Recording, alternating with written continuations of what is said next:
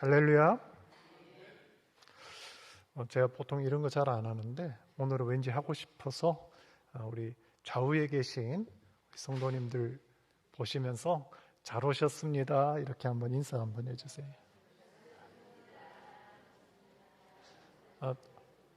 하나 더.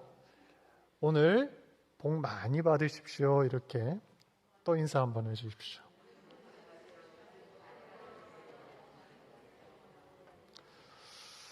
오늘 말씀 가운데 하나님의 신령한 복이 우리 가운데 풍성하게 임하시길 주의 이름으로 축복합니다. 몇 주 전이던가요, 이 새벽 기도를 제가 마치고 집을 가는데 요란하게 휴대폰이 울려댔습니다. 이렇게요.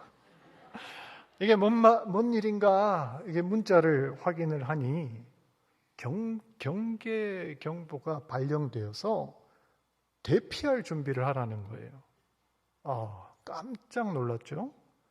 근데 이제 한 10분 있다가 오발령이다라고 이렇게 문자가 다시 와서 가슴 한켠을 쓸어내렸던 그런 일이 있었습니다. 그때 다들 놀라셨죠? 저는 그날 그 문자 받고 이거 어떻게 하나, 진짜 북한이 쳐들어오기라도 한 건가, 그럼 도대체 어디로 대피를 해야 되나, 정말 별의별 생각이 다 들었는데 우리 아들내미는 뭐라고 했는지 아십니까? 아빠 오늘 학교 안 가도 되는 거야?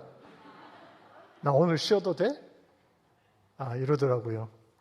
정말 생각에, 사고의 차원이 다른 것 같아요. 그 와중에 놀 생각을 하다니 참 대단한 아들인 것 같습니다. 아무튼 한바탕 이렇게 해프닝으로 끝나긴 했는데 정말 아직도 이 나라가 전쟁 상태라는 것, 휴전 상태죠. 전쟁을 잠시 쉬고 있는 것, 완전히 안심하거나 마음을 놔서는 안 되겠다라는 생각이 새롭게 들었습니다. 또 내가 이 나라를 위해서 더 열심히 기도해야겠구나 라는 그런 생각도 들었습니다. 2차 대전의 영웅이자 6.25 전쟁에서 큰 업적을 남긴 메가더 장군이 이런 말을 남겼습니다. 작전에 실패한 장군은 용서를 받을 수 있어도 경계에 실패한 장군은 용서받을 수 없다. 이거하고 비슷한 말로 군대 다녀온 남자분들은 이런 말도 아실 겁니다. 작전에 실패한 장군은 용서받아도 배식에 실패한 취사병은 용서받을 수 없다. 그렇죠? 가뜩이나 이렇게 돌아서면 배고프고 이렇게 쇠라도 소화시킬 그 나이에 이 배식을 잘못해가지고 군인을 굶긴다? 용서가 안 되죠. 아무튼 이 메가더 장군님의 말은 경계의 중요성을 강조한 말입니다. 전쟁을 하다 보면 승리를 할 때도 있고 질 때도 있죠. 승패는 병가지상사라. 하지만 경계는 그렇지 않습니다. 전쟁에 아무리 능한 장군이라고 해도 자기 마음대로 이 결과가 나오지는 않죠. 하지만 경계는 적이 오나 안 오나 보초를 서고 적의 동태를 살피는 것이기 때문에 절대로 소홀히 해서는 안 될 일입니다. 우리나라 최전방 휴전선을 가보면 군인들이 이렇게 총을 들고 철책을 지킵니다. 눈을 부릅뜨고 낮이고 밤이고 북측에 휴전선에 무슨 일이 있나, 혹시 적이 쳐들어오지는 않나 경계를 섭니다. 이렇게 군인 아저씨들이 보초를 잘 서고 있기 때문에 국민들이 안심하고 잘 수가 있습니다. 여기 계신 우리 부모님들 중에서도 군 복무 중인 우리 자녀 꽤 있지 않습니까? 근데 만일 이 군인들이 자기의 본분을 다하지 않고 적을 감시하는 일에 최선을 다하지 않고 밤에 졸린다고 그냥 자버리면 그냥 누가 왔다 갔다 해도 귀찮다고 그냥 무시를 해버리면 어떤 일이 벌어질까요? 아무리 최신 무기로 무장을 하고 전투훈련을 잘 받은 군대라고 해도 경계에 실패하면 전쟁도 하기 전에 순식간에 전멸당할 수가 있습니다. 실제로 과거 베트남 전쟁에서 이런 일이 있었다고 하더라고요. 우리나라에서 월남전에 부대를 파병을 했는데 따이안이라고 하면 베트콩들이 일부러 피할 정도로 그렇게 명성이 자자했지요. 그렇게 전투를 잘하는 부대도 밤에 이 보초서는 경계병이 잠깐 조는 사이에 이 적들이 침투해서 자고 있는 이 부대 하나가 몰살당하는 그런 일이 실제로 전사에 있다고 합니다. 이처럼 경계는 매우 중요한 임무입니다. 3000년 전에 이스라엘 시대에도 이것은 마찬가지였습니다. 당시 이스라엘 도시는 외적이 쳐들어오는 것을 막기 위하여 돌로 성을 쌓고 그 각 모퉁이에 망대를 세웠습니다. 그리고 그 망대 위에서 적이 오는지 안 오는지를 감시하는 파수꾼을 세웠습니다. 이 파수꾼들은 주로 눈이 좋고 감각이 예민한 사람이 섭니다. 멀리 있는 적들을 미리 발견할 수 있도록, 그래서 우리 편이 무장을 하고 미리 대비할 시간을 벌기 위해서 그렇습니다. 그래서 파수꾼은 우리 편이 전쟁에서 이길 수도 있고 질 수도 있는 아주 중요한 임무였습니다. 또 파수꾼은 힘들고 외로운 임무입니다. 적들이 보통 언제 쳐들어왔을까요? 해가 높이 떠 있는 그런 한낮에 쳐들어오지는 않았을 겁니다. 모두가 잠든 밤에 쳐들어올 때가 많았겠죠. 그렇기 때문에 파수꾼은 주로 다른 사람들이 다 자고 있는 밤에 잠을 자지 못하고 추위를 견뎌내며 주위를 살펴야 됩니다. 그렇기에 힘들고 외로운 일이죠. 또 파수꾼은 아주 위험한 임무이기도 합니다. 전쟁이 일어나면 적들이 가장 먼저 죽이려는 사람이 누굴까요? 파수꾼이죠. 기습을 할 때 들키면 안 되니까 가장 먼저 화살을 쏜다든지 뒤로 돌아서 탁 이렇게 영화 같은 데 보면 많이 나오잖아요. 이렇게 칼로 소리 소문 없이 해치운다든지. 그렇기 때문에 파수꾼은 목숨을 걸어야 하는 굉장히 위험한 일이었습니다. 이렇게 중요하고도 위험한 일, 힘들고도 외로운 임무를 오늘 본문에서 한 사람한테 맡깁니다. 그가 누구입니까? 7절 말씀을 보면 인자야 내가 너를 이스라엘 족속의 파수꾼으로 삼음이 이와 같으니라. 그런즉 너는 내 입의 말을 듣고 나를 대신하여 그들에게 경고할지어다 합니다. 하나님께서 이스라엘 백성들의 모든 이스라엘 백성들을 위해 깨어서 기도하는 한 사람, 하나님의 경고를 전달할 한 사람을 영적인 파수꾼으로 세웠는데 그가 바로 에스겔이었습니다. 당시 이스라엘의 상황은 한마디로 풍전등화, 바람 앞에 등불 같았습니다. 최강 제국 바벨론이 세 차례나 쳐들어와서 온 유대를 쑥대밭을 만들었습니다. 에스겔은 당시 전쟁 중에 바벨론으로 끌려온 포로 중에 한 사람이었습니다. 겉으로 드러난 위기보다 더 큰 위기는 이스라엘 내부에 있는 영적 위기였습니다. 이스라엘 나라가 멸망 직전까지 갔던 것은 하나님의 말씀을 듣지 않고 우상을 숭배하고 가난한 백성을 착취하였던 죄 때문이었던 겁니다. 그러나 이런 상황 속에서도 그들은 자신들의 죄를 회개하고 하나님 앞에 돌아오기보다는 여전히 우상을 섬기고 주변 나라들에게 잘 보여서 살아남으려는 그런 어리석은 행동을 저지릅니다. 하나님은 이런 이스라엘 백성들에게 지금 한 사람, 에스겔을 영적 파수꾼으로 보내십니다. 그러면 하나님이 세운 그 한 사람, 영적 파수꾼이 어떤 임무를 수행했던 걸까요? 첫째로 하나님께서는 에스겔에게 하나님의 말씀을 잘 들으라고 이야기를 하십니다. 7절을 보시면 하나님께서 뭐라고 이야기하냐?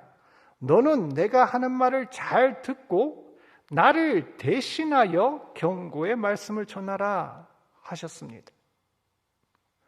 파수꾼의 가장 중요한 임무는 있는 그대로 보고하는 겁니다. 자기가 듣고 본 것을 부풀려도 안 되고 거기에서 빼거나 가감해서도 안 됩니다. 만일 파수꾼이 있는 사실을 숨기거나 없는 사실을 허위로 보고하면 그 말을 듣는 지휘부가 사태에 제대로 대처를 하지 못합니다. 엉터리 작전을 세우게 되겠지요. 따라서 파수꾼은 정확하게 사태를 파악하고 어떤 위기가 닥쳤는지 자세히 알려야 합니다. 영적 파수꾼 역시도 마찬가지입니다. 영적 파수꾼은 하나님의 말씀을 주의 깊게 듣고 정확하게 알아야 합니다. 그렇지 않으면 하나님께서 하시는 말씀을 제대로 전달하지 못하게 됩니다. 하나님께서 하시는 말씀을 경청하여 잘 듣고 이해할 때에야 비로소 우리가 이 시대의 상황을 깨닫게 됩니다. 나와 내가 속한 공동체의 죄가 무엇인지, 어디가 잘못되었는지, 우리가 처한 위기 상황이 무엇인지를 속속들이 알 수 있는 것입니다. 영적 파수꾼은 하나님 뜻이 무엇인지 말씀에 비추어서 분별할 수 있어야 합니다. 내 뜻을 앞세우기보다 세상의 시류나 사람들의 말에 휩쓸리는 것이 아니라 우리의 주인 되신 하나님의 말씀에 기초를 두고 좌로나 우로나 흔들리지 않는 사람이 되어야 됩니다. 출애굽한 이스라엘 백성들이 가데스 바네아라는 곳에서 정탐꾼을 보내었을 때 10명의 정탐꾼은 어떻게 판단을 하였습니까? 그저 눈에 보이는 대로, 사람들이 말하는 대로 그렇게 전달하여 이스라엘 백성들의 마음을 불안하고 약하게 만듭니다. 그런데 여호수아와 갈렙만이 하나님의 말씀을 붙들었습니다. 영적인 시야로 상황을 분별하였죠. 또 어떤 경우 분명한 하나님의 경고의 메시지를 전해야 하는데 우리는 지금 문제없다, 평안하다 이렇게 속이는 경우도 있습니다. 예레미야 28장 9절을 보면 지금 이스라엘의 죄가 심히 커서 하나님의 진노와 심판이 임박했는데 멸망 직전에 지금 와 있는데 거짓 선지자들이 뭐라고 합니까? 평화, 평안하다, 평안하다 거짓 평화를 전합니다. 지금 이 시대는 어떨까요? 오늘날 우리는 제대로 된 영적 시야를 가지고 이 시대와 사회를 분별하고 있습니까? 말씀에 기초한 올바른 메시지를 전달하고 있습니까? 혹여나 세속적, 물질적인 가치관, 성공주의, 번영주의로 호도되어 보고 싶은 것만 보고 자신이 하고 싶은 말만 전하고 있지는 않습니까? 다수결로 다 맞다고 하니까, 사람들이 다 그렇게 사니까 적당히 타협하며 거짓 평화로 위안을 삼지는 않습니까? 과거와 비교하면 참 우리나라 겉으로는 평화롭고 부유해진 것 같습니다. 조금만 들여다보면 그런데 그 평화가, 그 부유함이 그렇게 견고해 보이지는 않습니다. 한반도를 둘러싼 열강들이 패권을 잃지 않기 위해 치열하게 암중쟁투를 벌이는 상황입니다. 한 발만 잘못 디디면 그 외줄에서 떨어질 것 같은 그런 형국에서 우리나라가 지금 가고 있습니다. 국내적으로 많은 갈등과 분열이 돋쳐 있습니다. 보수와 진보가 갈등하고 지역과 세대가 갈등하고 남녀가 갈등합니다. 세계적으로 갈등 지수가 제일 높은 나라가 우리나라랍니다. 뿐만 아니라 물질 만능주의, 성공제일주의, 지나친 경쟁으로 이기주의, 개인주의, 생명 경시의 풍조가 만연하고 있습니다. 최근에 벌어지고 있는 일련의 사건들 인터넷으로 잘 아시죠? 이런 사건들을 보면 진짜 사람이 어떻게 저런 일을 저지를 수 있을까? 그런 사건들이 정말 현실 감각이 느껴지지 않을 정도로 그런 끔찍한 사건들이 실제로 우리 주변에 일어나고 있습니다. 뿐만 아니라 영적으로도 위기가 있습니다. 갈수록 교회가 영향력을 잃어가고 이단이 득세를 하고 다음 세대는 종교에 대하여 무관심합니다. 반기독교, 반성경적 가치가 은연중에 이 사회를 지배하고 있습니다. 대표적인 예가 뭡니까? 성적인 가치관의 타락입니다. 성평등을 부르짖고 차별금지, 성적 자기 결정권을 부르짖지만 실상은 하나님이 가장 싫어하시는 범죄인 동성애를 확산시키고 이상성욕, 하나님이 제시한 건전한 가정관을 파괴하는 그런 입법, 그런 법안을 제정하기 위해 지금도 끊임없이 시도를 하고 있습니다. 얼마 전에 대구에서는 퀴어 축제를 반대하고 규제하는 그 지자체와 오히려 이거를 보호하려는 경찰들이 충돌했다는 웃지 못할 그런 소식도 있었습니다.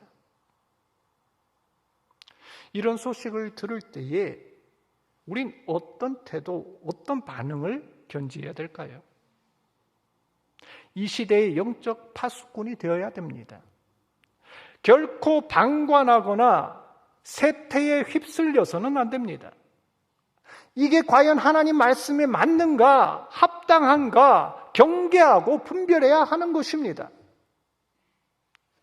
둘째로 하나님의 영적 파수꾼은 경고의 나팔을 힘을 아끼지 말고 크게 불라 하였습니다. 고대 전쟁에서 이 나팔은요, 군대의 신호였습니다. 주로 이 나팔은 숫 염소의 뿔로 만들었는데 엄청나게 큰 소리를 내도록 만들었습니다. 근데 전쟁터에서 만약에 이 나팔 소리가 잘 들리지 않는다, 어떻게 될까요? 지난번 그 경계경보처럼, 그 경계경보의 오발령처럼 정확하지 않는 정보가 전달된다면 아마 백성들이, 그 군대가 언제 나가야 될지, 언제 후퇴해야 될지, 무엇을 따라야 할지 우왕좌왕할 것입니다. 하나님께서는 에스겔에게 지금 전쟁 나팔을 부는 것처럼 크고 분명하게 경고의 말씀을 외치라 명령합니다. 지금 하나님을 떠나 죄짓고 타락한 이스라엘 백성들이 모두 들을 수 있게 담대하게 하나님의 말씀을 전하라고 하십니다. 설령 다른 사람이 이 소리를 듣기 싫어서 짜증을 내거나 그만하라고 계속 그거 불어대면 죽이겠다고 협박을 해도 결코 멈추거나 소리를 줄여서는 안 됩니다. 왜냐하면 이 소리를 듣지 않으면 모든 사람이 죽을 수도 있기 때문입니다. 그렇게 된다면 그 책임은 누구에게 있다고요? 오늘 말씀을 보니 바로 그 책임이 파수꾼에게 돌아간다고 합니다. 오늘날 우리도 마찬가지입니다. 지금 이 시대의 경향이 남한테 간섭받기 싫어하고 듣기 싫은 소리, 불편한 소리 듣는 거 원치 않는 시대입니다. 그래서 남한테 섣불리 충고나 간섭 역시 하지 않습니다. 남한테 뭐라고 했다간 특히 나이 많은 이가 어린 세대한테, 젊은 세대한테 그랬다가 뭔 소리 들어요? 꼰대라고 그래요. 그런데 성경은요, 우리가 듣기 좋은 말만 기록하고 있지를 않아요. 때론 듣기 불편한 소리로 가득 차 있습니다. 성경은 우리더러 하나님의 경고는 듣기 싫어도 들어야 하고 또 다른 사람한테도 전해야 된다고 말씀합니다. 그렇지 않으면 모두 망하기 때문에 그렇습니다. 듣고 싶으면 듣고 듣기 싫으면 말고가 아닙니다. 영적 파수꾼의 임무는 모든 사람에게 하나님의 뜻을 분명하게 전하는 것입니다. 그래야 모두가 살 수 있는 것입니다. 하나님의 말씀, 하나님의 경고를 내 가족, 내 친구, 우리의 이웃들에게 분명히 전할 수 있는 그런 성도 되시길 주 이름으로 축복합니다. 마지막으로 영적 파수꾼은 자기가 속해 있는 그 공동체를 사랑하고 책임지는 사람이어야 됩니다. 모든 하나님의 공동체는 그 안에 영적 파수꾼이 있습니다. 한 가정 안에서 그 사람은 아버지가 될 수도 있고요, 어머니가 될 수도 있고, 때로는 자녀들 중에 한 명이 될 수도 있습니다. 교회 안에서 그 사람은 목사가 될 수도 있고, 권사가 될 수도 있고, 그냥 일반 평신도가 될 수도 있습니다. 학교 안에서도, 나라 안에서도 분명히 그곳을 지키는 파수꾼이 있습니다. 그가 누구입니까? 영적으로 깨어 기도하는 사람, 그 공동체를 진심으로 사랑해서 한 영혼도 잃어버리지 않도록 노심초사하는 그런 사람일 것입니다. 이사야 62장 6절 자막에 올려주시고요. 이사야 62장 6절에 이런 말씀이 있습니다. 우리 같이 한번 읽어볼까요? 시작. 그들로 하여금 주야로 계속 잠잠하지 않게 하였느니라. 너희 여호와로 기억하시게 하는 자들아, 너희는 쉬지 말며 또 여호와께서 예루살렘을 세워 세상에서 찬송을 받게 하시기까지 그로 쉬지 못하시게 하라. 여기서 파수꾼이 할 일이 뭐라고 합니까? 하나님이 우리에게 관심을 갖도록, 하나님께서 우리에게 하신 약속을 잊지 않도록, 하나님께서 우리 공동체 가운데 일하시도록 밤낮 쉬지 않고 떠드는 일입니다. 이 말은 자기가 속한 그 공동체를 위해서 쉬지 말고 중보기도하라는 것입니다. 여러분, 우리는 우리 공동체 증산제일교회를 위해 중보하십니까? 여러분의 가족을 위해, 직장을 위해, 학교를 위해, 그리고 이 나라, 이 사회를 위해 얼마나 기도하고 계십니까? 오늘 우리는 에스겔 말씀을 통해 하나님이 세우신 영적 파수꾼이란 어떤 사람이냐? 첫째로 하나님 말씀을 잘 듣고 그 말씀을 통해 시대와 상황을 분별하는 사람이라고 하였습니다. 둘째로 죄를 짓고 멸망의 길로 가는 이들에게 하나님의 경고를 분명하게 알리고 그 메시지를 전달할 수 있는 용기를 가진 사람이라고 하였습니다.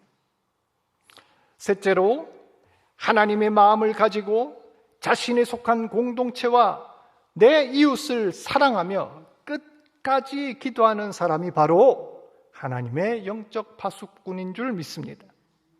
하나님께서는 어느 시대, 어떤 공동체든지 영적인 파수꾼을 세우시고 이들에게 책임을 맡기십니다.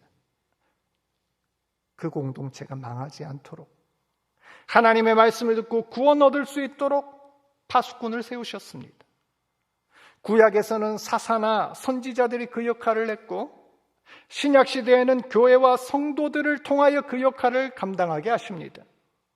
그렇다면 지금 이 자리에 계신 우리 성도님들 역시 이 말씀을 우리 상황에 맞게 한번 적용해 보셨으면 합니다.